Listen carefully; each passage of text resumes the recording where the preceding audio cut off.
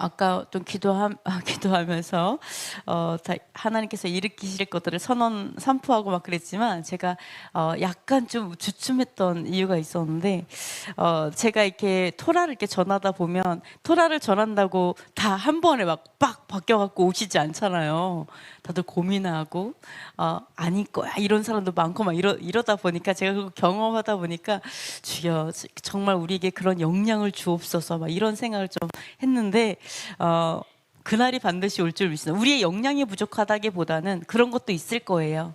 우리가 준비되지 못한 거. 그러나 그분에게 또 하나님의 때가 아닐 수도 있기 때문에 우리가 좀 그런 것들을 함께 가지만 또 회복의 날을 볼 줄 믿습니다.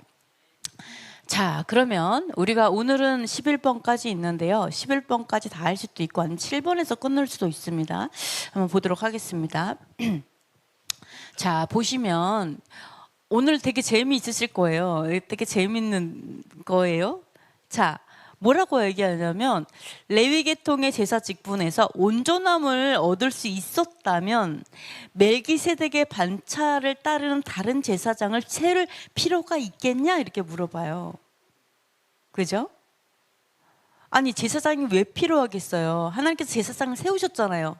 레위 지파를 따라 아론의 후손 중에서도 사독 지파의 제사장님들 세우셨다는 거죠. 근데 하나님께서 또 멜기세덱 반차를 세우신 이유는 왜 그렇다고요? 온전하지 않다라고 얘기해요. 그 레위 지파 제사장 그 제도가 온전하지 않다라고 얘기를 합니다. 그러면서 뭐라고 얘기하냐면 그 제사 직분이 바꾸어졌다. 그러니까 율법이 반드시 바꾸어질 거다라고 이야기를 합니다. 왜냐하면 멜기세덱 반차는요, 이 레위 지파가 아니기 때문에 그 제단, 하나님의 제단을 섬길 필요가 없잖아요. 그죠? 하나님의 제단, 제사를 지낼 필요가 없다는 거죠. 말하자면 제사를 드릴 필요가 없으니까 다른 지파에 속한 그런 유다 지파이시기 때문에 제단의 일하고는 상관이 없거든요. 제사장 지파가 아니잖아요. 그렇기 때문에 율법이 바꾸어진다라고 이야기를 하고 있습니다. 그러면서 이제 멜기세덱과 같은 별다른 제사장, 그러니까 멜기세덱과 같은 레위 지파가 아닌 다른 제사장이 일어난 걸 보니까 정말 그렇다 뭐 이렇게 얘기를 하고 있는데요. 첫 번째, 아론의 반차는 온전하지 않다 이렇게 얘기를 하고 있습니다. 자, 왜 아론의 반차가 온전하지 않을까요? 아론의 반차, 그러니까 아론의 반차의 제사장들은 사람이기 때문에 사람들은 죄를 져서 온전하지 않을까요? 또 왜 온전하지 않다고 얘기하는 걸까요? 지금 아론의 반차와 뭐를 비교하고 있죠? 멜기세덱 반차를 비교하고 있죠? 자, 아론의 반차와 멜기세덱 반차를 비교하고 있으면서 뭐라고 얘기하냐면 아론의 반차는 멜기세덱의 반차에 비해서 온전하지 않다 이렇게 말해요. 네, 그러면 사람이 죄를 짓기 때문에 온전하지 않다. 뭐 그 말도 맞아요. 또 왜 온전하지 않다고 얘기하는 걸까요?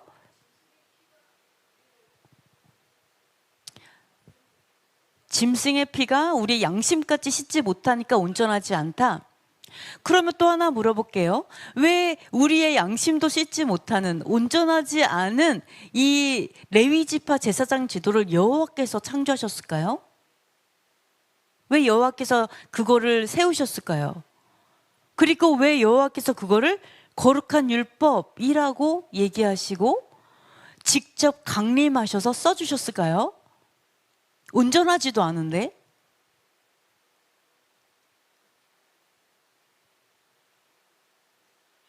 어차피 멜기세덱 반차만 있으면 되는데 왜 굳이 온전하지 않은 아론의 반차를 주셨을까요?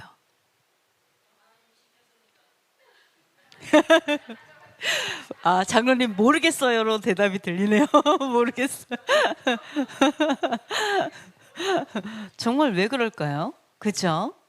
네, 우리가 아론의 반차 쉽게 생각하기에는 여호와께서 그 거룩하신 분께서 직접 갖고 오셔서 직접 써주셨다라는 거는 너무 또 해석이 조금 어렵잖아요. 그죠? 그러면 여기서 말하는 아론의 반차가 멜기세덱의 반차에 비교해 갖고 온전하지 않다라고 얘기를 하거든요. 그러면 여기서 아론의 반차가 온전하지 않다.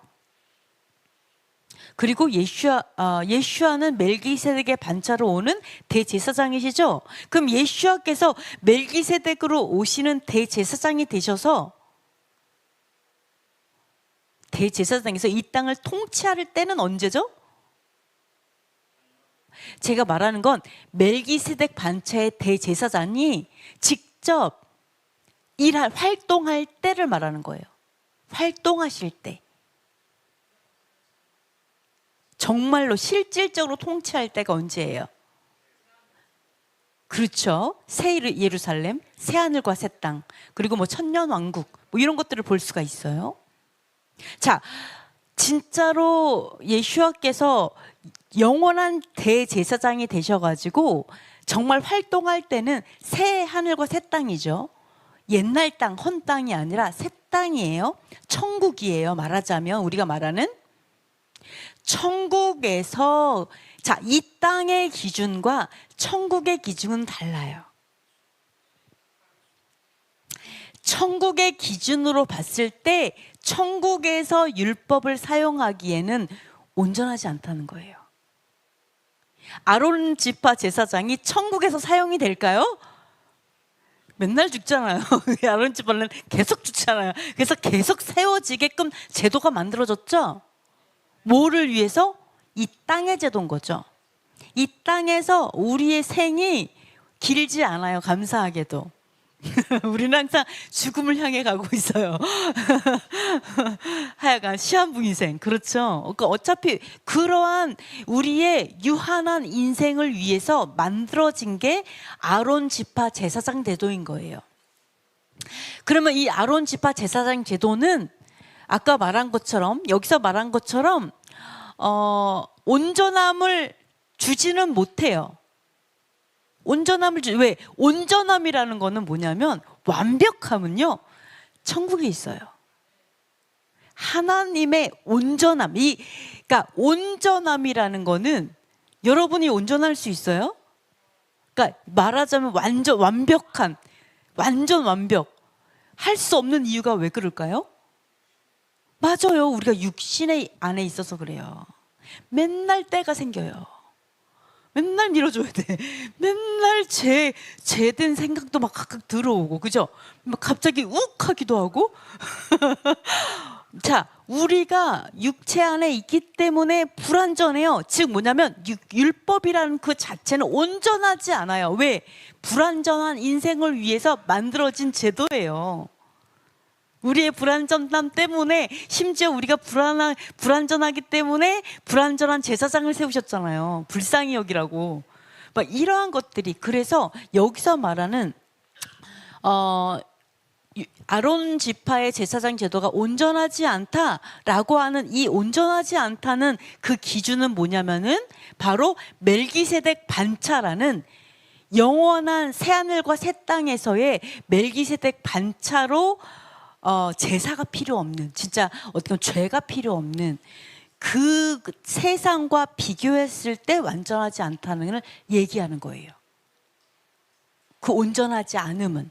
그러면 여호와께서 이 불완전한 세상에 율법을 가지고 온 것은 왜 그럴까요? 이 땅의 기준에서는 율법은 온전하기 때문이에요. 이 땅의 기준에서는. 그래서 지성소에 언약궤가 있는 거고, 언약궤 안에 율법과 계명이 있는 거예요. 그러니까 이 땅에서는 율법이, 사도 바울이 뭐라 했어요? 거룩하고 의롭고 선하도다 얘기했죠. 로마서 7장 14절 맞나? 네, 그렇게 고백했어요. 7장 12절 그렇게 고백했어요. 거룩하고 의롭고 선하다. 자, 거룩해요.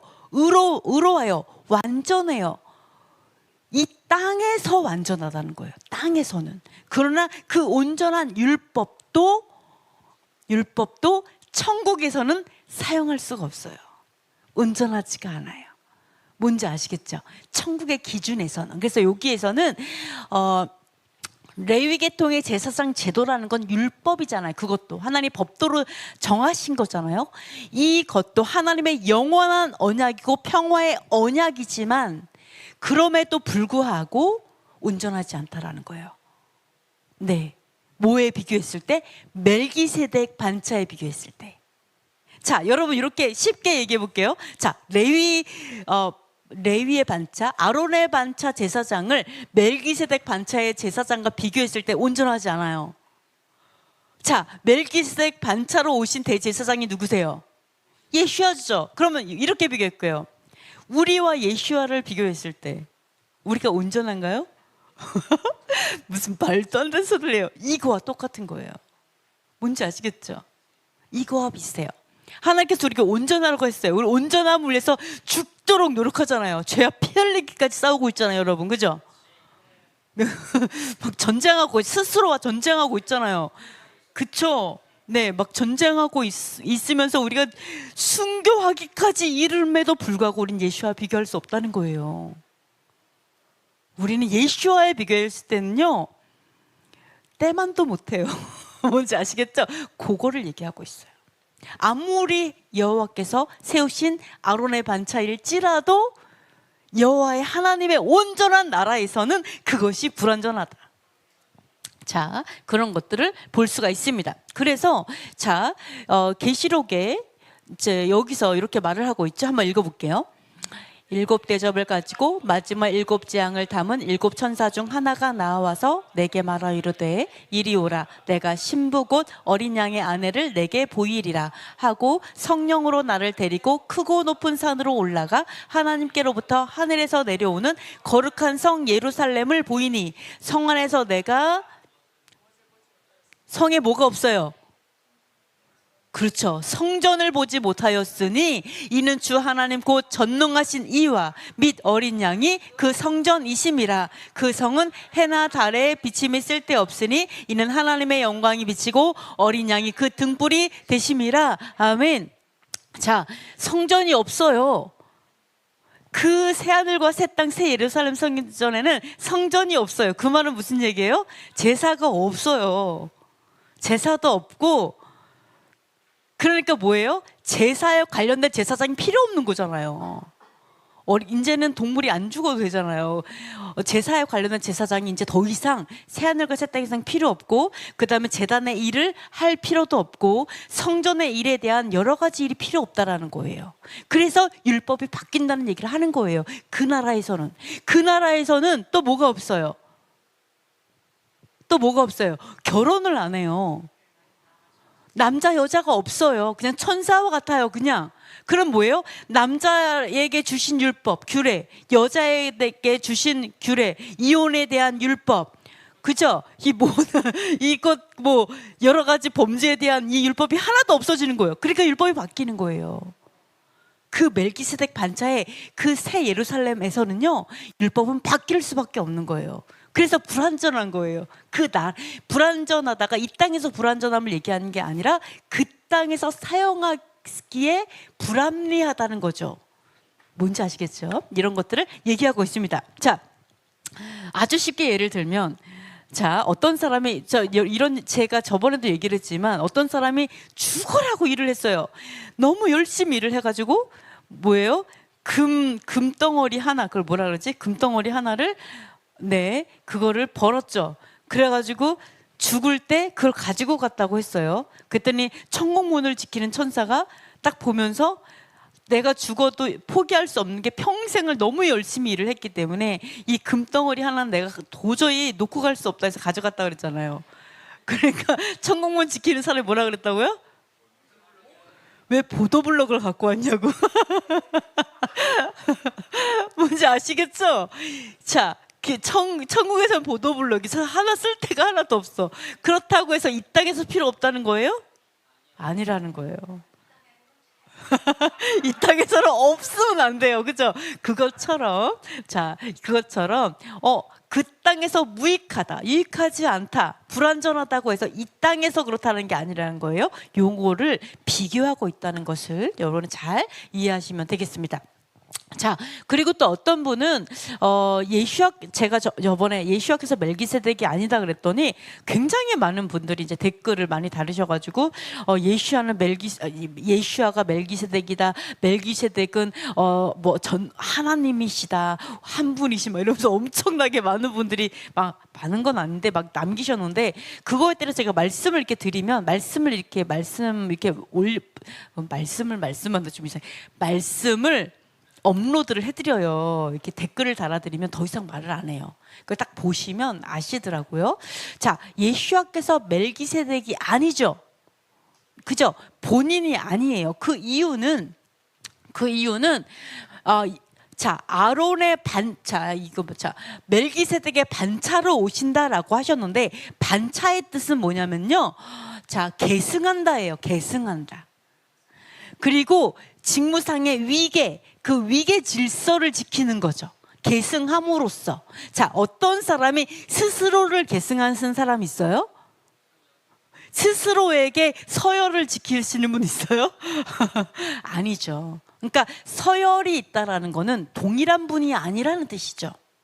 여러분이 아론의 반차 제사장인데 그 사람 보고 너가 아론이지, 이런 사람 있어요? 나 아론의 반차 제사장인데, 그러면 네가 아론이잖아, 뭐 이렇게 하면 뭐라 그래요? 너 정신 이상하구나 이렇게 얘기하잖아요. 그러니까 아론의 반차 제사장이 아론의 후손을 말하는 것처럼, 그죠? 그 직계를 이제 계승한 것, 사람을 의미하는 것처럼 멜기세덱 반차로 오신 예수아는 멜기세덱이란 말이 아니에요. 똑같습니다. 그죠? 자, 그러면 여기서 뒤에서 뭐라 했냐면 멜기세덱과 같은 별다른 제사장이 일어났다라고 얘기했어요. 그럼 멜기세덱과 같다, 이 말은 뭐예요? 멜기세덱과 동일하다는 의미가 아니라 닮았다예요. 유사하다. 네, 멜기세덱과 닮았다, 멜기세덱과 유사한. 어떻게요?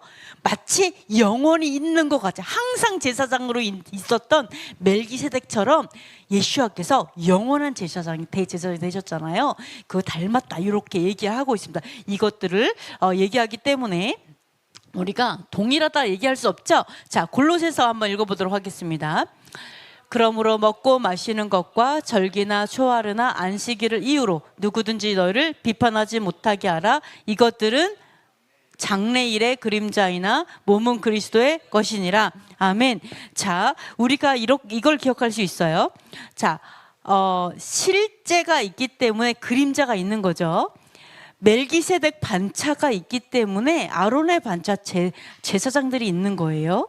하늘 성전이 있기 때문에 이 땅의 성전이 있는 거죠. 하나님의 나라가 있기 때문에 이 세상이 있는 거예요.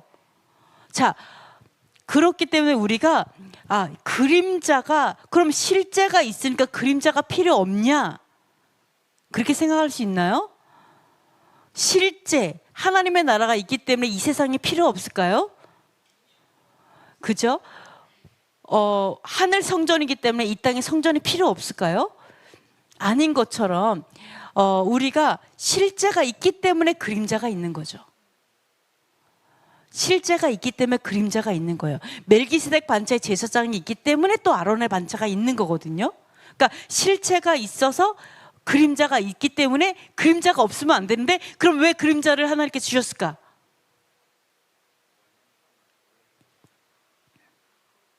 그죠? 실제만 있으면 되는데 왜 그림자를 주셨을까요? 하나님의 나라만 있으면 되는데 왜 이 세상을 창조하셨을까요? 부활체만 있으면 되는데 왜 우리에게 육체를 주셨을까요? 하늘 성전만 있으면 되는데 왜 우리에게 성전을 주셨을까요? 왜요? 그림자가 필요하니까 줬겠죠? 그 왜 필요할까요? 그림자가 왜 필요할까요?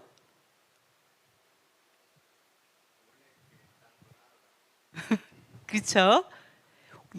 유일하게 하늘을 연습할 수 있는 게 그림자예요. 유일하게 하나님의 나라를 연습할 수 있는 게 그림자예요. 왜요? 그림자가 어떤 그림자라고요? 장래일의 그림자, 장래에 올 것의 그림자거든요.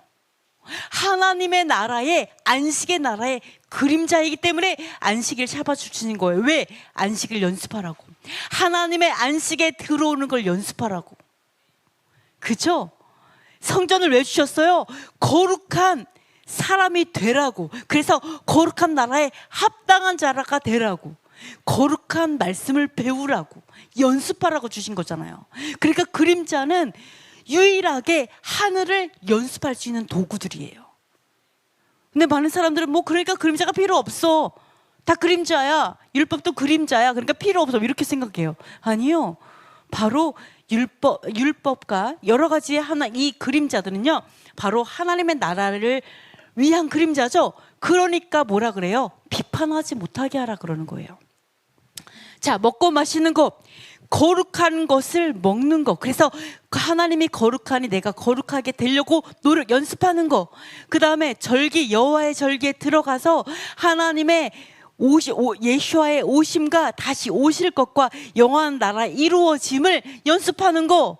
월삭과 그리고 샤밧, 안식의 나라를 연습하는 이 모든 것들을 때문에 비판하지 못하게 하라.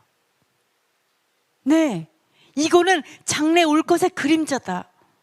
그리고 몸은 그리스도의 것이니라. 이게 무슨 말이에요? 몸은 그리스도의 것이다. 우리들이 그리스도의 몸들이기 때문에 우리의 몸들이다. 그리고 이 그림자는 장래 올 것의 그림자라는 거예요. 예수와의 그림자가 아니라 우리가 예수와의 몸들이고요, 지체들이고, 그 다음에 장래 일의 그림자다, 이렇게 말을 하는 거예요. 그래서 사람들은 이거를 오해를 합니다. 이 모든 것이 예수와의 그림자다, 이렇게 말을 해요. 잘못 오해하신 거예요. 이거는 바로 장차 하나님의 나라의 그림자다, 이렇게 얘기를 하고 있는 것을 볼 수가 있습니다. 자, 세 번째를 볼게요. 자, 보시면은요,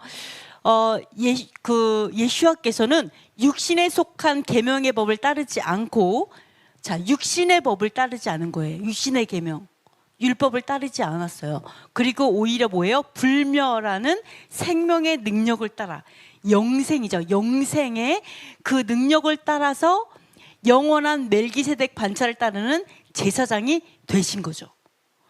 하나님께서 맹세하셔서 될 거다, 예수께서 될 거다라고 했고 정말 되셨어요. 자, 전에 있던 계명은 연약하고 무익함으로 패하고 율법은 아무것도 온전하게 못한다, 더 좋은 소망이 생겨서 하나님께 가까이 간다, 이렇게 말하고 있습니다. 이걸 좀 더 생각해 볼게요. 자, 율법이 무익함으로 패하는가, 이런 것들을 좀 볼 수가 있는데요.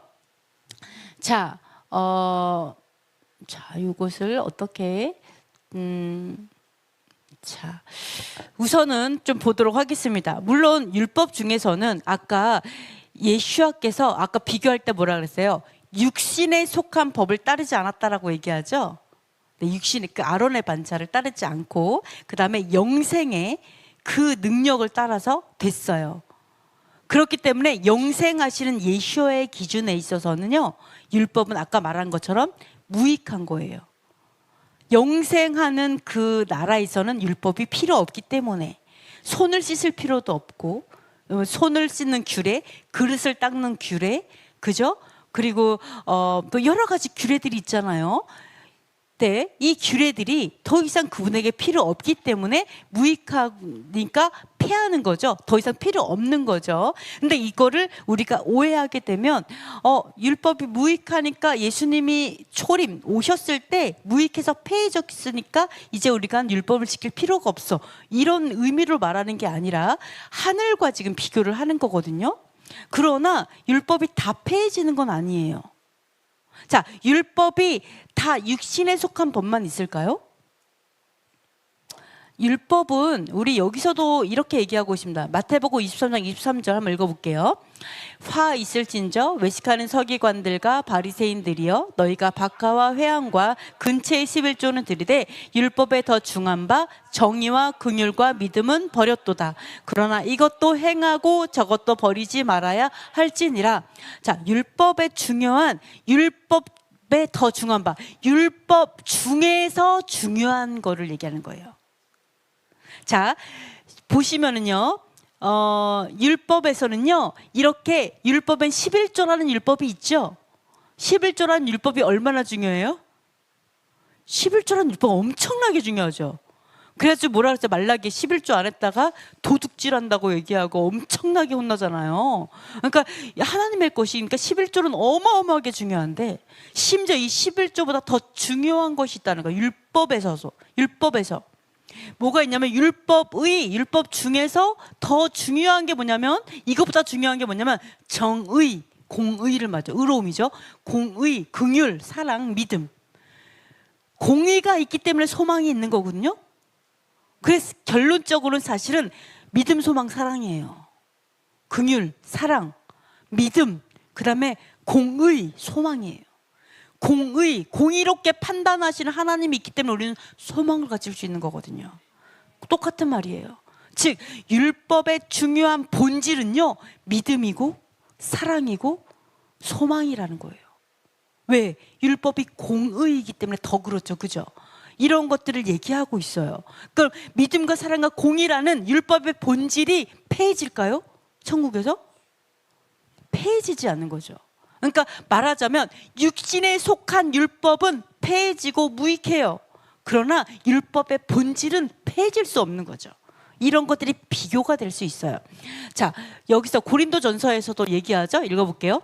그런즉 믿음, 소망, 사랑 이 세 가지는 항상 있을 것인데 그 중에 제일은, 왜요? 왜 그 중에 제일이 사랑일까요? 자, 믿음 영원하대요? 영원해요. 믿음이.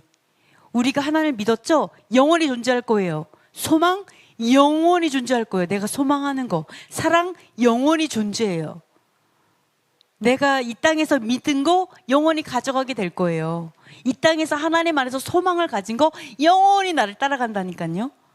금덩이는 안 따라와도 소망은 따라와요. 사랑도 따라와요. 근데 왜 그 중에 제일이 사랑이냐? 여러분이 아는 것처럼 내가 하나님을 사랑하기 때문에 하나님을 믿는 거고, 믿기 때문에 소망하는 거고, 그래서 하나님을 사랑하는 자는 그의 계명을 지킨다고 얘기했잖아요. 그러나 하나님을 사랑하기 때문에 믿는 거고 소망하는 거기 때문에 본질은 또 사랑이거든요. 그래서 그 중에 제일이 사랑이다라고 얘기를 하고 있습니다. 그래서 이런 것들을 볼 수가 있고요. 자, 그런데 우리가 정말 중요한 게 있어요.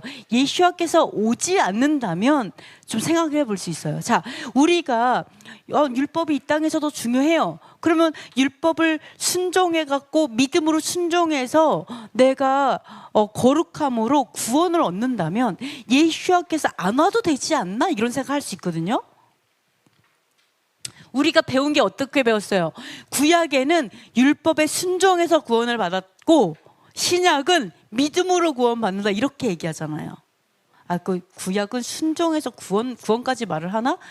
율법은 하여간 구약은 율법을 순종하는 거고 신약은 믿는다 이렇게 얘기하잖아요. 그래서 예수께서 오셨기 때문에 이제는 율법에 순종해서 구원받는 게 아니라 믿어서 구원받는다. 순종의 여부가 구원과 상관없다 이렇게 말을 하잖아요. 그죠? 그래서 순종하지 않아도 된다 이렇게 말을 한다라는 거죠. 자, 우리가 만약에 그렇게 말을 한다면 어떠한 결과가 오냐면 우리가 거룩해질 필요가 없어요. 네, 믿기만 하면 되잖아요. 어떤 믿음? 하나님의 아들이 예수아라는, 그리고 그분이 죽고 부활하셨다는 그 사실만 믿으면 내가 구원받기 때문에 우리가 거룩해질 이유가 없어져요. 그죠? 그게 너무나 큰 문제이고, 또 하나는 뭐가 문제예요? 하나님, 저번에 말한 것처럼 여호와 하나님을 거짓말쟁이로 만드는 거죠. 말을 바꾸셨잖아요. 말씀을 변개했잖아요. 그러니까 이것도 결코 있을 수 없는 일이에요. 이것도 불가능한 일이에요. 그러면 예수와께서 왜 그러면 오셨을까? 어차피 변한 게 없는 것 같은데, 그죠? 순종하고 믿음으로 순종하는 거는 믿는다의 뜻에는 순종하다 뜻이 있어요. 그러면 이 믿고 순종하는 건 똑같은데 왜 예수께서 오셔야 했을까요? 아주 본질적인 질문을 좀 해봐야 돼요. 왜 예수께서 오셔야 했을까? 그렇다면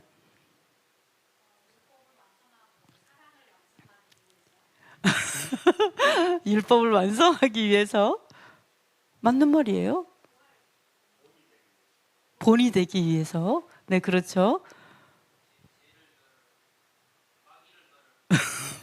마귀를 멸하려고. 네. 네, 뭐라고요? 양심을 깨끗이 하려고. 자, 예수님께서 왜 죽으셔야 했을까? 이런 것들을 좀 생각해 봐야 되는데 성경에서 뭐라고 답을 해놨어요.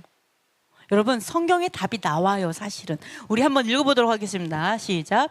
만일 죽은 자가 다시 살아나는 일이 없으면 그리스도도 다시 살아나신 일이 없었을 터이요, 그리스도께서 다시 살아나신 일이 없으면 너희의 믿음도 헛되고 너희가 여전히 죄 가운데 있을 것이요, 또한 그리스도 안에서 잠자는 자도 망하였으리니 만일 그리스도 안에서 우리가 바라는 것이 다만 이 세상의 삶뿐이면 모든 사람 가운데 우리가 더욱 불쌍한 자이리라. 그러나 이제 그리스도 께서 죽은 자 가운데서 다시 살아나사 잠자는 자들의 첫 열매가 되셨도다. 사망이 한 사람으로 말미암았으니 죽은 자의 부활도 한 사람으로 말미암는도다. 아우, 너무 지혜로워, 너무 똑똑하시네요. 자, 여기서 답을 뭐라고 했는 줄 알아요? 예수께서 다시 살아나는 부활이 없다라면, 즉 예수께서 이 땅에 오셔서 죽고 부활하지 않으셨다라면, 자, 우리가 망했을 거다. 즉 뭐예요? 부활이 없다라고 얘기했어요. 믿음도 헛되다. 왜? 이 세상밖에 없으니까. 저 세상이 없는 거죠. 영생이 없다. 성경이 그렇게 말해요.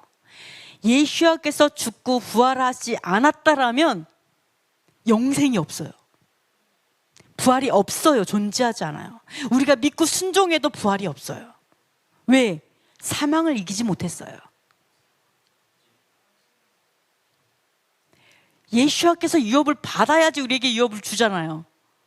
예수께서 유업을 얻지 못하셨어요. 자, 우리가 예수께서 죽고 부활하셨는데 어차피 순종하고 믿고 순종하는 똑같다, 이게 아니라 믿고 순종한 자들에게 구원을 유업으로 주기 위해서 예수가 오신 거죠. 아까 말씀한 거 율법을 완성하다. 어떻게 완성해요?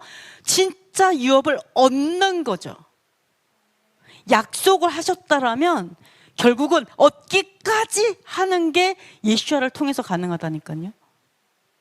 자, 이런 것을 볼 수가 있습니다. 자, 예수께서 부활을 통하여서 우리에게 부활의 유업을 주지 않는다면 우리는 이 땅에서 가장 불쌍한 자가 된다라고 얘기합니다. 그래서 예수께서 첫 열매가 되신 거죠. 부활의 첫 열매가 됐어. 여러분 한번 추수를 한다고 생각해 보세요. 첫 열매가 없이 나중 열매들을 거둘 수 있어요? 절대 불가능하죠. 자, 예수께서는 우리에게 어떤 의미냐면 첫 열매이기 때문에 우리가 다 따라서 부활할 수 있는 거예요. 그래서 예수께서 찢으셔야 되는 거예요. 뭔지 아시겠죠? 사망을 찢고 나가야 되는 거예요. 첫 열매가 되셨어야만 우리 믿고 죽었잖아요. 아브라함이 믿음으로 죽었어요. 주여 구원을 믿습니다. 하나님의 땅에 유업을 믿습니다 하고 죽었는데 예수께서 부활을 안 하셨네? 그럼 어떻게 된다고요? 망한 거죠. 이 세상에서 제일 불쌍한 아브라함이 되는 거죠. 뭔지 아시겠죠? 바로 그것을 위해서 예수께서 죽으셨다라는 걸 얘기하는 거예요. 믿음으로 순종하고 하나님 안에서 믿음으로 죽은 자들, 그런 자들이 진짜로 언약의 성취, 진짜로 부활의 동참, 그래서 진짜로 통치자들이 되고 진짜로 땅을 유업을 얻는 하나님의 말씀이 진짜 성취되는 그것을 위해서 예수께서 죽으신 거예요. 이 땅에서 죽으셔야만 했고, 네, 그런 것들, 그것이 예수께서 죽으신 목적이다라고 이야기를 하고 있습니다. 자, 그리고 또 하나가 있어요. 왜 예수께서 또 죽으셨냐? 같은 맥락이기는 해요. 자, 한번 계시록 읽어보겠습니다. 또 봄에 힘있는 천사가 큰 음성으로 외치기를 누가 그 두루마기를 펴며 그 인을 떼기에 합당하냐 하나 하늘 위에나 땅 위에나 땅 아래에 능히 그 두루마리를 펴거나 보거나 할 자가 없더라. 그 두루마리를 펴거나 보거나 하기에 합당한 자가 보이지 아니하기로 내가 크게 울었더니 장로 중에 한 사람이 내게 말하되 울지 말라. 유대 지파의 사자 다윗의 뿌리가 이겼으니 그 두루마리와 그 일곱 인을 떼시리라 하더라. 그들이 새 노래를 불러 이르되 두루마리를 가지시고 그 인봉을 떼기에 합당하시도다. 일찍이 죽임을 당하사 각 족속과 방언과 백성과 나라 가운데에서 사람들을 돈으로 사서 피로 사서 하나님께 드리시고 그들로 우리 하나님 앞에서 나라와 제사장들을 삼으셨으니 그들이 땅에서 왕노릇하리도다 하더라. 아멘. 요한계시록에 보면은요, 7인이 나오고 7나팔이 나오고 7대접이 나오죠. 제일 먼저 7인과 함께 계시록이 시작되면서 하나님의 성취가 시작이 돼요. 하나님의 예언의 모든 성취들이 시작이 돼요. 근데 그 인을 떼기에 합당한 인간이 있어요, 없어요? 한 마리도 없어요. 뭔지 아시겠죠? 자, 12제자도 다 합당치 않아요. 24장로 아무도 합당치 않아요. 아무도 그 인을 뗄 수가 없어서 요한이 그 앞에서 통곡했어요. 하나님의 그 인을 뗄 자가 아무도 없습니다. 너무 소망이 없어서. 얼마나 소망이 없었을까요? 저걸 떼야 되는 거 알겠어요. 분명히 저걸 열어서 보고 읽어야 되는 거 알겠는데 저것을 할 수 있는 사람이 없는데, 그냥 없는 게 아니라 그냥 아예 소망이 하나도 없는 거예요. 이 땅의 인간들을 봤을 때는 정말 소망이 없는 거예요. 그때 요한이 얼마나 그 앞에서 절규했을까요? 그 거룩한 그 부문 앞에서. 근데 갑자기 위로하면서 뭐라고 하냐면 걱정하지 마, 두려워하지 마. 바로 유다의 뿌리가 이겼다. 유다 지파의 유다의 뿌리가 이겼다. 그분이 떼실 거다라고 하면서 오신 분이 바로 어린 양이신 예수아가 오신 거죠. 이걸 통해서 우리가 볼 수 있는 게 뭐예요? 예수아가 아니면 계시록도 안 열려요. 뭔지 아시겠어요? 예수아께서 자신의 죄가 없이 온전한 피로 죽으셔서 부활하지 않으셨다라면 우리 이 땅 가운데 계시록이 열릴 수조차 없어요. 그냥 불가능해요. 하나님의 뜻이 이루어지지 못해요. 하나님의 성취가 이루어질 수 없어요. 오직 온전한 사람으로 오셔서 온전한 사람으로서 자신을 하나님께 완전히 드리신, 완전한 순종으로 드리신 사람이신 예수와, 사람으로 오셔서 성취하신 우리를 대표해서 사람으로 오셔서 자기의 의로운 피로 우리를 샀어요. 우리는 당연히 죽어야 되는데 우리를 사서 하나님께 드리셨어요. 그래서 그분께서 오직 유일하게 자격이 있으신 거예요. 오직 유일하게. 그래서 그분 때문에 계시록이 열리는 거예요. 그러니까 예수님께서 죽으셔야지 우리가 죄를 져도 부활할 수 있는 거 아니에요? 우리가 거룩하지 않아도 되는 거 아니에요? 라는 이런 말도 안 되는 얘기하지 마세요, 제발. 그럼 예수님을 2번 죽이는 거예요. 예수님께서 우리의 죄 때문에 죽으셨는데 우리가 거룩하지 않아도 그냥 이렇게 얘기하는 순간 우리는 예수님의 죽으심을 헛되게 하는 거예요. 헛되게, 그죠? 자, 죄 때문에 죽으셨다는 거예요. 죄 때문에. 왜? 더 이상 죄의 종으로 살지 말고 이젠 의의 종으로 살으라고. 이제는 불순종의 사람으로 살지 말고 이제는 순종의 종으로 살라고, 그죠? 그렇기 때문에 그러한 자들이 마땅히 소망할 수 있는 게 왜 그렇다고요? 바로 그 예수님께서 순종의 본으로 죽으셔서 부활하셨기 때문에 진짜로 약속하신 그 유업을 드디어 받을 수 있게 되는 거라고요. 그래서 인을 예수님께서 떼시는 것들을 볼 수가 있습니다. 그래서 예수와 때문에 우리가 부활할 수 있고, 예수와 때문에 하나님의 나라들이 될 수 있고, 네, 유업을 받으니까 영원한 나라를, 그리고 예수와 때문에 제사장들이 될 수 있다라는 것을 우리가 볼 수가 있습니다. 자, 율법은 아무것도 온전하게 하지 못하죠. 자, 고린도전서 읽어보겠습니다. 형제들아, 내가 이것을 말하노니 혈과 육은 하나님의 나라를 이어받을 수 없고 또한 썩을 것은 썩지 아니하는 것을 유업으로 받지 못하느니라. 우리의 몸이 아무리 내가 갈고 닦고 광을 내고 열심히 해도 저 나라에, 저 세상에 가지고 갈 수 없죠. 왜? 썩을 것이기 때문에 아무리 미스 코리아여도 가지고 갈 수가 없어요. 그렇죠? 그렇기 때문에 율법은 아무것도 온전하게 하지 못하는 거예요. 왜? 율법은 이 땅에서 썩을 몸을 위해서 주신 하나님의 법도이기 때문에, 이 땅에 잠깐 있는 이 땅에서 우리를 거룩하게 훈련하기 위해 주신 도구이기 때문에, 이 땅에 썩을 몸을 가지고 잠시 잠깐 있는 바로 이 육체를 거룩하게 하기 위해서 주신 법도이기 때문에, 그래서 온전하지 않은 거예요. 그래서 하나님의 나라에 합당하지 않고 하나님의 나라의 유업을 얻는 데에 그 율법이 합당하진 않은 거예요. 유업을 얻기 위한 도구이지 얻은 이후에 이곳을 또 사용할 수 없다라는 것을 우리가 또 이해를 할 수가 있습니다. 자, 그러면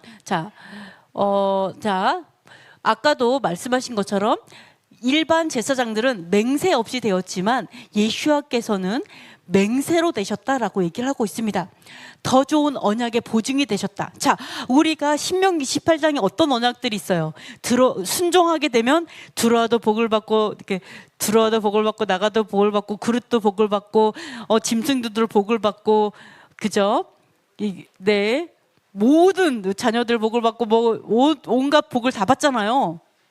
좋은 언약이에요? 좋은 언약이 아니에요? 엄청나게 좋은 언약이죠. 네, 이 언약, 이 축복의 언약, 이게 얼마나 중요해요, 우리에게. 이 순종의 언약이에요. 이 뒤에 요 열매만 보고 순종의 언약을 생각을 안 하면요, 그림의 떡일 뿐이에요. 그죠? 순종의 언약, 이게 얼마나 좋아요. 근데 성경 뭐라고 얘기해요? 더 좋은 언약이 있다고 얘기하는 거예요. 더 좋은 언약. 그렇죠? 자, 생각해 보세요. 이 땅에서 잘 먹고 잘 살아요. 하나님께서 그 복을 약속하셨어요. 그죠?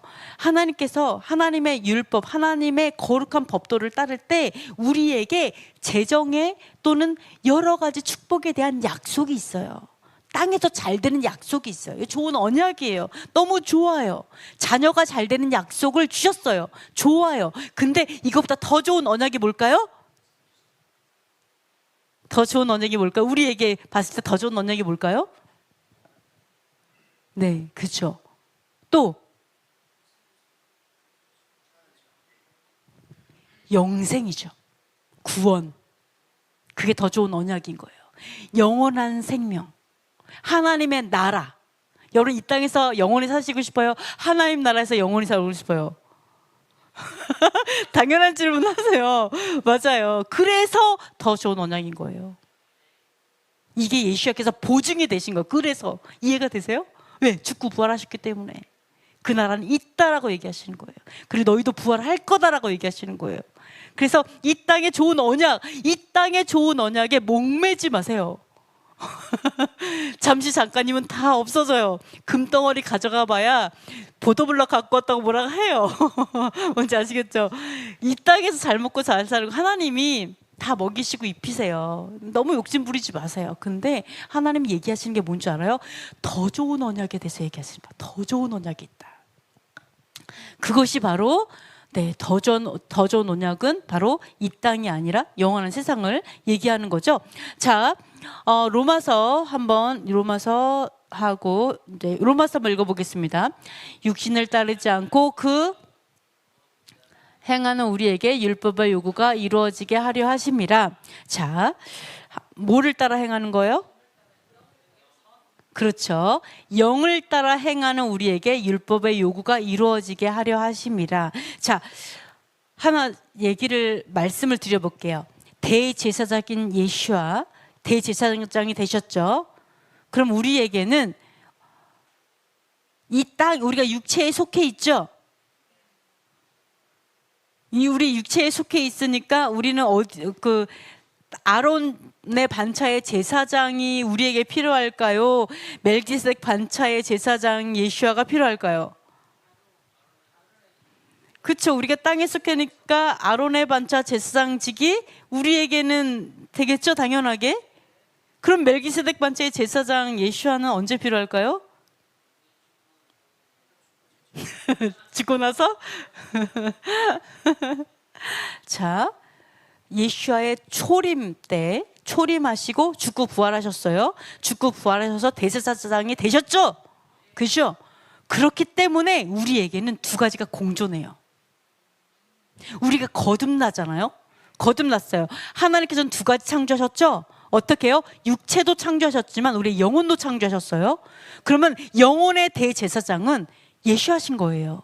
내가 거듭났어요. 대제사장 예수아가 있고 육체의 제사장 아론의 반차가 있는 거예요. 두 가지가 공존합니다. 뭔지 아시겠죠? 그래서 양심을 씻었는데 왜 내 양심은 털이 났지? 그죠? 분명히 예수아의 피로 양심이 씻었는데 나는 자꾸 죄를 져. 왜 그럴까요? 그렇죠. 공존하기 때문이에요. 육체의 내각에 속하기 때문에 분명히 양심이 씻었었는데 이게 자꾸 털이 나는 거죠. 그렇죠? 그래서 이 온전하게 양심이 씻어지는 때가 언제일까요? 진짜 양심이 싹 다 씻어져가지고, 그렇죠. 부활했을 때. 근데 지금 뭐냐면 완전히 양심이 씻어지면 어떻게 된다고요? 죄를 안 짓는다고요. 그럼 영혼이 죄를 안 지를 때가 언제예요? 죽어야 돼요. 그러니까 육체를 벗어야 돼요. 그렇죠? 육체를 벗어 죽고 부활했을 때, 그때 영원히 내가 예수아의 멜기세덱 반차의 대제사장에 속하게 되고, 그리고 거기에 속하게 되는 거죠. 어쨌든 그래서 이 땅에서는 공존한다는 걸 이해해야 돼요. 멜기세덱 반차와 아론의 반차가 공존되는구나. 자, 그리고 요 타임, 우리가 나팔절이 곧 오죠. 나팔절이 곧 오는데, 우리 나팔절에 이렇게 마지막 나팔 소리와 함께 이렇게 부활하는 자들이 있다고 했잖아요. 성경에 보면은. 자, 요거를 하나 말씀드릴게요. 마지막 나팔, 우리 계시록에 마지막 나팔, 7번째 나팔이 불려지는 것들도 이렇게 나오기는 해요. 그러면서 그 계시록에 뭐가 나오냐면 천년 왕국이 나오죠. 천년 왕국에는 첫째 부활한 사람들이 포함이 됩니다. 그죠? 첫째 부활한 사람, 누가 첫째 부활해요? 순교자들. 그죠? 목배임을 당한 순교자들이 거기에 이제 어떤 순교자들이 첫째 부활에 참여해요. 자, 그때는 제사를 지낼까요? 천년 왕국에 제사가 있을까요? 성전이 있을까요? 천년 왕국에? 없어요? 있어요? 어려울 줄 알았어. 자, 아까 새하늘과 새 땅에서는 성전이 없죠? 여호와 하나님과 예수아가 성전이 되시죠? 그래요. 그런데 천년 왕국은 에스겔 성전에서도 보는 것처럼 번제를 드려요. 속죄제를 드려요. 네, 그게 스가랴에서도 나오고 에스겔서에도 나와요. 네, 그리고 마지막 때, 이런 것들이 나와요. 그러면은 이 천년 왕국 때는 우리가 뭐를 알 수 있냐면 성전, 하늘 성전이 내려올 거예요. 하늘 성전도 있죠. 그리고 하늘 성전을 보고 이 땅에 성전을 만들었기 때문에 하늘 성전이 예루살렘에 내려올 거예요. 그리고 그 땅에서 하나님 앞에 고대와 같이 회복이 될 거예요. 하나님께 드리는 제사, 하나님께 드리는 예배들이 회복이 될 거예요. 자, 우리가 뭐를 알 수 있냐? 그때 사독 제사장들이 하나님 앞에서 섬기게 될 거예요. 그래서 그래서 성전을 세우니 만일 그런 얘기를 되게 많이 하고 있는 거예요. 근데 그 성전이 아니라 천년 왕국의 성전은 바로 사람이 짓지 않은 하늘에서 내려오는 성전이 온전히 이제 같이 있겠죠. 자, 그 천년 왕국에는 멜기세덱 반차의 제사장직이 일을 할까요? 아론 지파의 제사장직이 일할까요? 아론 지파, 멜기세덱, 예수께서 내려오셔서 통치하시죠, 직접. 그리고 이제 첫째 부활에 참여한 자들이 예수와 함께 제사장이 돼서 다스려요. 여러분 꼭 다스리시기를 축복합니다. 되게 당황스러워하시네요. 자, 이렇게 되면 어떻게 된다고요? 바로 멜기세덱 반차의 제사장직이 실질적인 통치를 해요. 그러나 그분들 아래에서 또 누가 일해요? 아론 반차의 제사장직도 일을 합니다. 공존하는 걸 알 수 있어요. 네? 군주, 그렇죠. 군주로서. 자, 보시면은 이 땅에 지금도 공존해요. 근데 지금은 어때요? 내가 예수와의 다스림과 통치를 받지만 실질적으로 예수께서 오셔서 통치하시진 않잖아요. 나라를. 그러나 그때가 되면 실질적으로 오셔서 통치하시는 거예요. 그러나 공존하는 거죠. 멜기세덱 반차와 아론. 우리가 오해하는 것 중에 하나가 뭐예요? 멜기세덱 반차가 있으니까 아론의 반차는 필요 없어. 이렇게 그렇죠. 그림자와 똑같아요. 영원한 것에 속한 거냐, 땅에 속했느냐, 요게 달라요. 그러니까 첫째 부활에 참여할 때 첫째 부활한 자들이 있어요. 부활했어요. 그런 사람 더 이상 속죄드릴 필요가 없죠. 죄를 짓지 않겠죠? 그러나 그때 또 살아있는 자들이 있다는 거예요. 이 땅에. 아직도. 그래서 그들이 1000년 동안 살고 다스림을 받는 자들이 있어요. 그들은 아직 육체에 속해 있어요. 그래서 1000년의 마지막에 하나님께서 다시 미혹을 풀어놓죠. 마지막 미혹이 있어요. 그 다시 아마겟돈 전쟁이 있는 것처럼 거기까지 이런 것들이 가는 것들을 볼 수가 있습니다. 그래서 자, 공존하기 때문에 우리가 육체를 따를 것이냐 영을 따를 것이냐가 우리에게 관건이라는 거예요. 관건. 육체를 따르게 되면 여기서 뭐라고 하면 육체가 연약하기 때문에 하나님의 그 일을 이룰 수가 없어요. 율법이 요구하는 걸 이룰 수 없어요. 율법에 율법에 순종할 수 없어요. 그죠? 그렇지만 성령, 하나님의 영, 예수께서 죽으셨기 때문에 성령을 우리에게 주셨죠. 아버지께 받아서 우리에게 주셨죠. 그러니까 예수께 죽으셨기 때문에 우리가 성령을 받아서 또 순종할 수 있기 때문에 이것도 하나의 성취의 의미에 들어갑니다. 자, 그래서 우리가 육신을 따르는 게 아니라 성령, 하나님의 영을 따르게 되면 하나님께서 어떻게 하냐면 율법이 요구하는 바 진정한 사랑과 믿음과 소망을 정말 진정한 순종을 할 수 있도록 하신다라는 거예요. 네, 이게 하신다라는 거예요. 그래서 그 뒤에 보면은 우리가 과거에는 육신에 속해 있었기 때문에 하나님의 법에 굴복하지 않았지만 우리가 영에 속하면 하나님의 법에 굴복하게 한다. 이렇게 로마서 8장에서 말씀하고 있습니다. 그래서 우리가 이 땅에서 공존이 돼요. 멜기세덱 반차와 아론의 반차가 공존이 되지만 그러나 내가 영을 따를 때, 즉 아론의 반차가 멜기세덱과 함께 가는 거구나. 네, 내가 정말 영을 따를 때 하나님께서 말씀하시는 성령, 거룩한 영을 따를 때 우리가 율법의 요구를 마땅히 이루게 된다는 것들을 볼 수가 있습니다. 자, 그래서 히브리서 7, 이건 뒤에 있습니다. 자, 그러면 여기서 보시면은요, 이런 얘기를 합니다.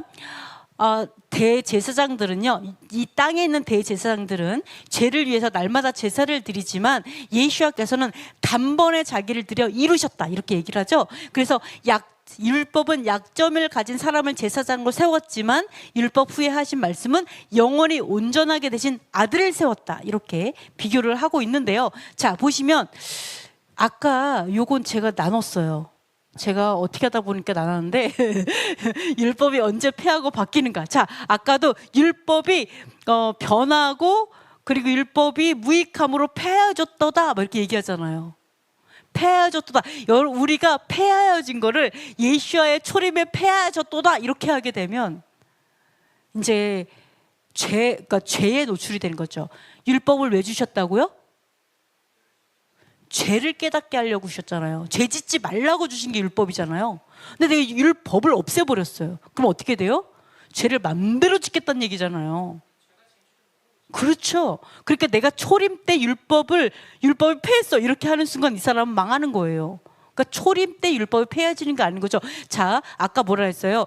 이 율법을 폐해야 되는 이유가 뭐라 그랬어요? 영원한 나라.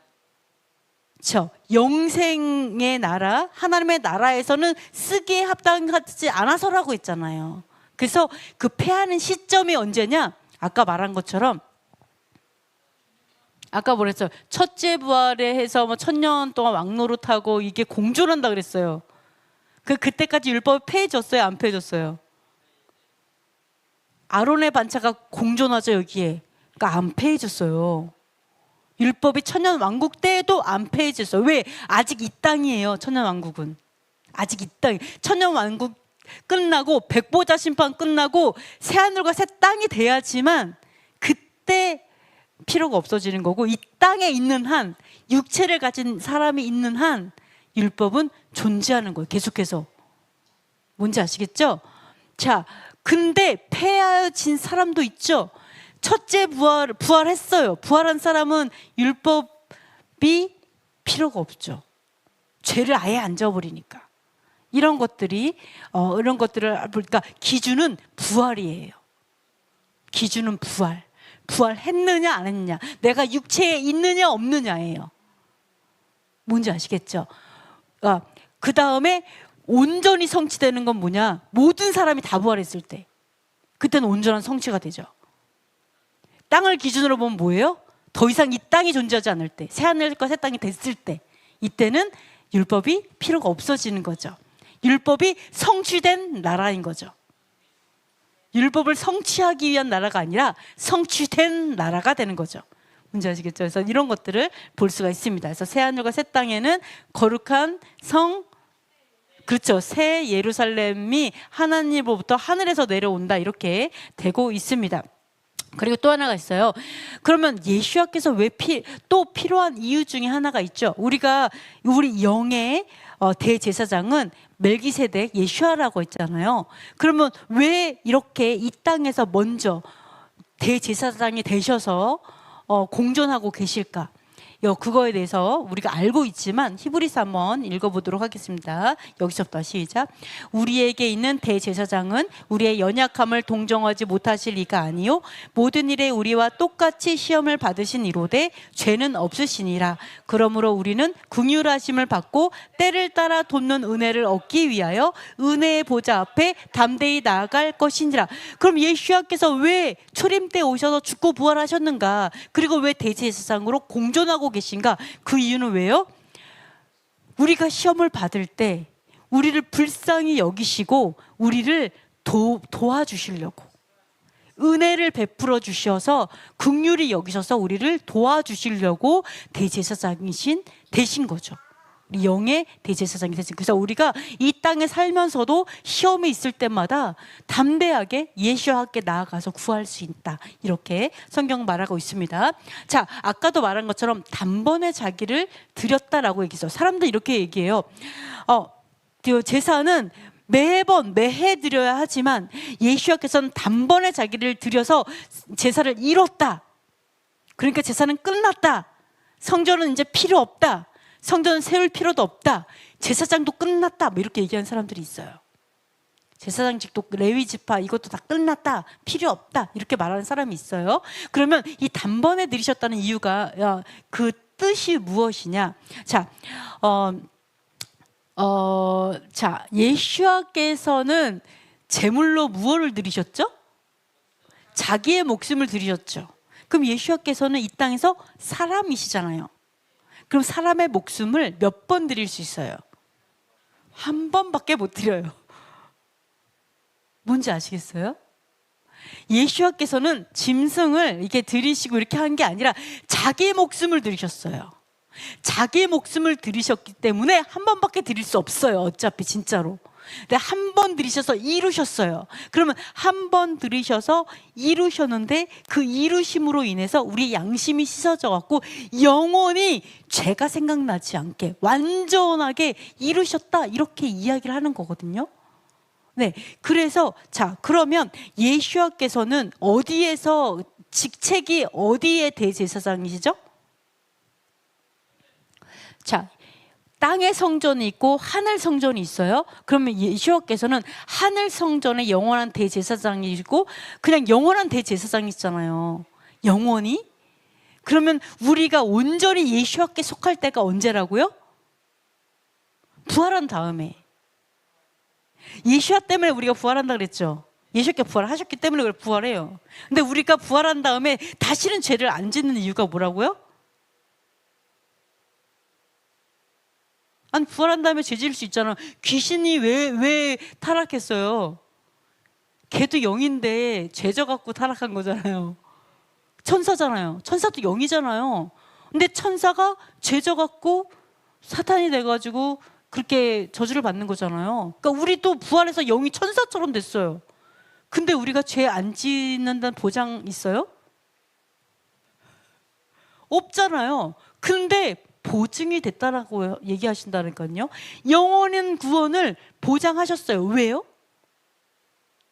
왜 우리가 영원히 죄를 안 짓고 영생을 얻고 구원 거룩하게 됐을까요? 왜? 우리가 죽으면 어디에 속한다고요? 어느 성전? 하늘 성전에 속하죠.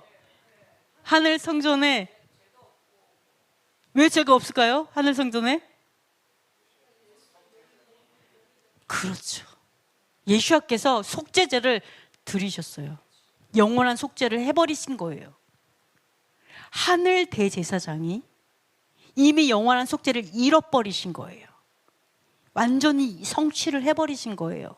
그래서 우리가 이 땅에서는 죄와 죽어라고 싸워요. 피 터지게 싸워요. 막 죄하고 막 너 죽니 나 죽니 막 죄하고 엄청나게 싸우잖아요. 목숨 걸고 싸워요. 목숨 걸고. 그런데 내가 죽고 부활하셨을 때는 이미 대제사장인 예수님께서 자신의 생명으로 속죄제를 드려서 온전하게 해버리셨다고요. 그것들을 우리가 볼 수가 있어요. 그래서 뭐라고요? 땅의 동물 희생 제사는 뭐의 그림자라고요? 예수와의 희생 제물의 그림자예요. 뭔지 아시겠죠? 동물 희생 제사의 그림자는 예수와 자신의 희생 제물의 그림자라는 걸 알 수가 있어요. 네, 그래서 우리가 여기서 제사장들이 매번 자주 죽기 때문에 되게 많지만 하늘 대제사장은 한 분만 필요한 것처럼 이 땅에서는 계속해서 속죄제물을 계속 드려야 하지만 저 세상에서는 하나 예수님께서 한 번 드려서 온전하게 하신 것처럼 그렇게 제도가 달라요. 제도가 달라요.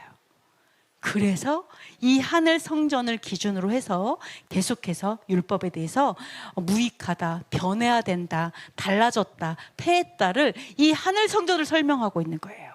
이런 것들을 볼 수가 있습니다. 자, 그래서 이사야서 한번 읽어보겠습니다. 주 여호와의 영이 내게 내리셨으니 이는 여호와께서 내게 기름을 부으사 가난한 자에게 아름다운 소식을 전하게 하려 하심이라. 나를 보내사 마음이 상한 자를 고치며 포로된 자에게 자유를, 갇힌 자에게 노임을 선포하며 여호와의 은혜의 해와 우리 하나님의 보복의 날을 선포하여 모든 슬픈 자를 위로하되. 자, 여러분 진짜 슬픈 자를 위로할 수 있어요? 네? 마음이 상했어요. 마음이 다 깨어졌어요. 범죄에 노출이 되어서 마음이 산산조각이 난 자들이 있겠죠. 죽지 못해 사는 사람이 있겠죠. 정신질환에 시달리는 사람이 있겠죠. 네?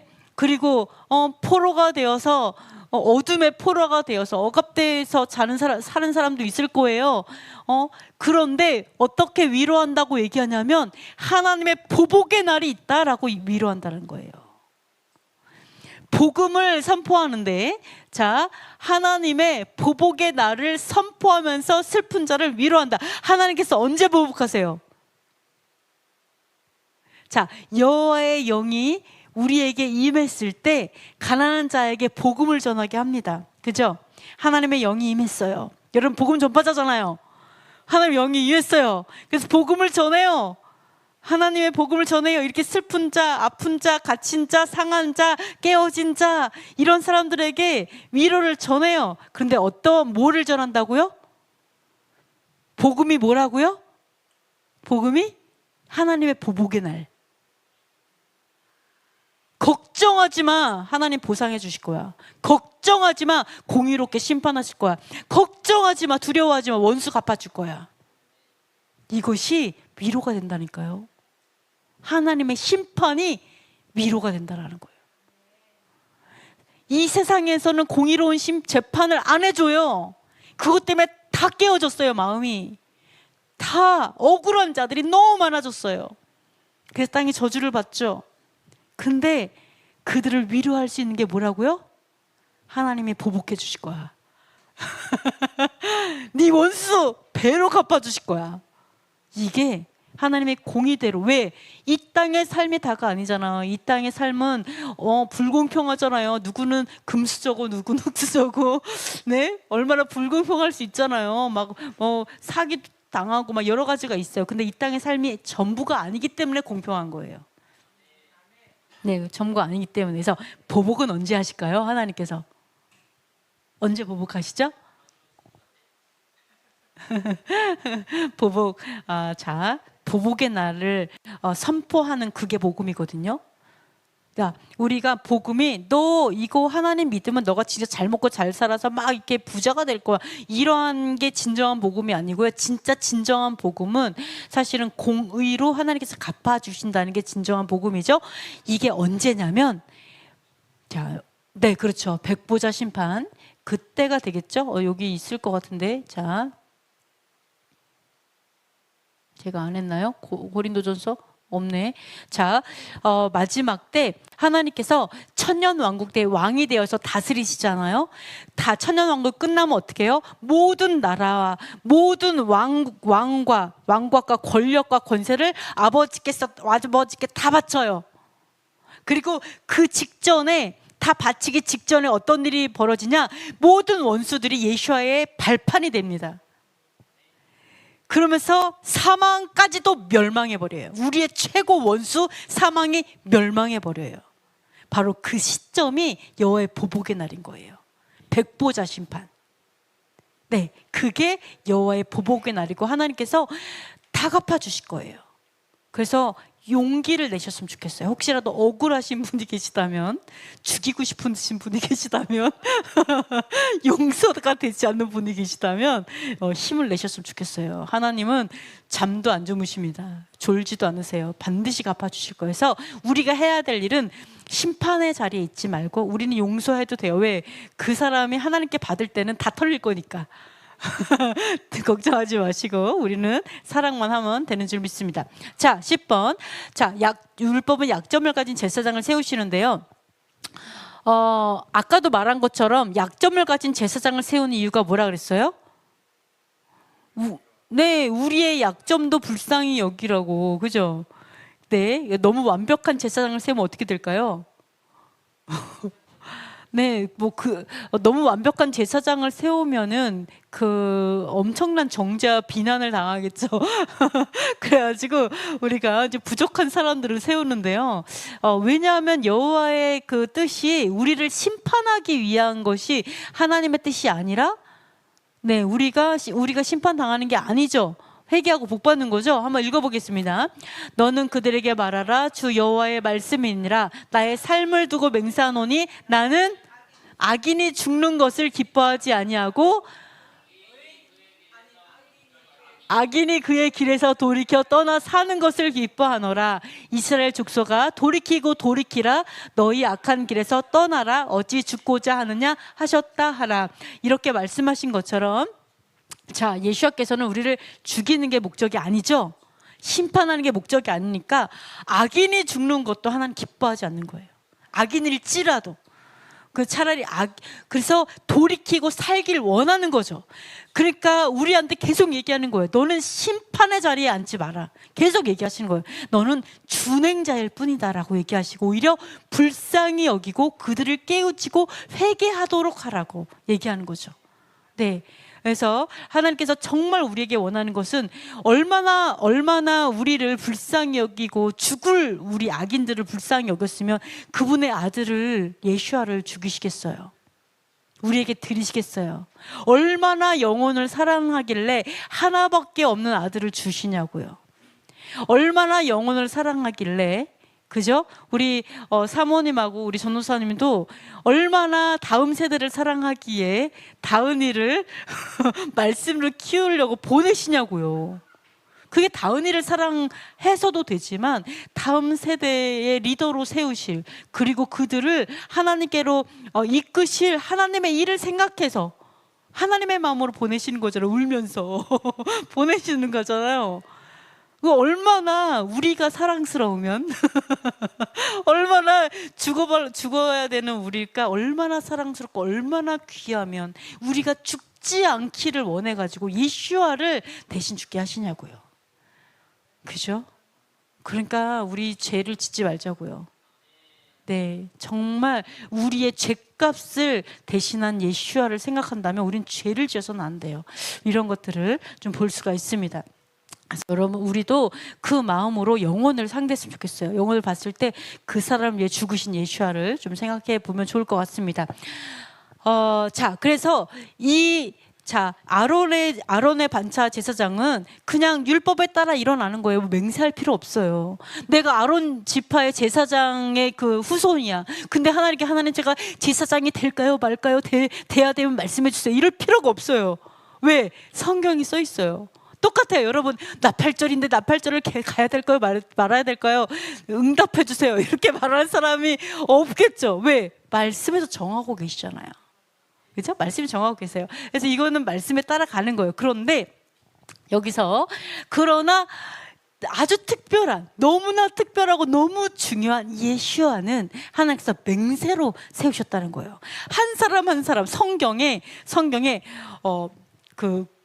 이름을 용건이는 나팔절에 올 갈진이라 뭐 이렇게 안 써놓잖아요. 당연한 거예요. 그냥 순서대로 하면 돼, 말씀대로. 근데 예수아는 다르다는 거죠. 예수아는 제사장으로 세운다 이렇게 한다라는 거죠. 왜? 너무나 특별하고 너무나 중요한 한 획을 긋는 거잖아요. 모든 유업에 대한 것을 얘기하는 거니까. 그래서 그 얘기를 하는 겁니다. 시편 읽어보겠습니다. 주의 권능의 날에 주의 백성이 거룩한 옷을 입고 즐거이 헌신하니 새벽 이슬 같은 주의 청년들이 주께 나오는도다. 여호와는 맹세하고 변하지 아니하시리라. 이르시기를 너는 멜기세덱의 서열을 따라 영원한 제사장이라 하셨도다. 네, 이렇게 말씀하고 있습니다. 제가 요거는 넣을 필요가 없는데 넣은 이유는 정말로 그 하나님의 날, 이제 하나님의 회복의 날이죠. 거룩한 옷을 입고 즐거이 헌신하는 새벽 이슬 같은 청년들이 일어날 줄 믿습니다. 네, 이제 청년들이 일어날 때 나라의 소망이 있는 줄 믿습니다. 마지막입니다. 그래서 이 하나님의 나라는 율법이 이루어진 나라가 되겠죠. 자, 히브리서 한번 읽어보겠습니다. 그가 아들이시면서도 받으신 고난으로 순종함을 배워서 온전하게 되셨은즉 자기에게 순종하는 모든 자에게 영원한 구원의 근원이 되시고. 아멘. 자, 예수하시지만 구원의 창시자가 되기 원하셨죠. 창시자가 돼야만 했어요. 구원의 본이 되셔야 했고, 그래서 어떻게 했냐면 예수께서도 고난을 통해서 순종함을 배워갖고 온전함에 이르러서 구원을 받으신 거죠. 여호와께서 다시 살리셨잖아요. 그러니까 여호와로부터 구원을 받으셨어요. 예수께서도.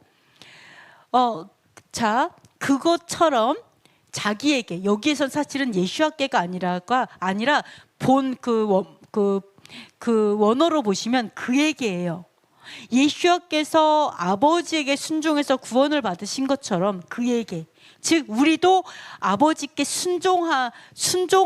한다면 그 모든 자를 위해서 구원의 근원이 되신다라고, 예수아께서. 그죠? 자, 예수께서 순종을 통해서 구원을 받았어요. 그래서 구원의 창시자가 되신 이유는 바로 그분처럼 순종함으로 인해서 순종하게 된 순종하는 자들에게 예수를 통해 구원을 얻도록 하려고, 부활에 참여하게 하려고 하신 거다. 이렇게 얘기를 하고 있습니다. 그래서 이제 그렇게 이야기를 하고 있습니다. 자, 여기에 나와 있네요.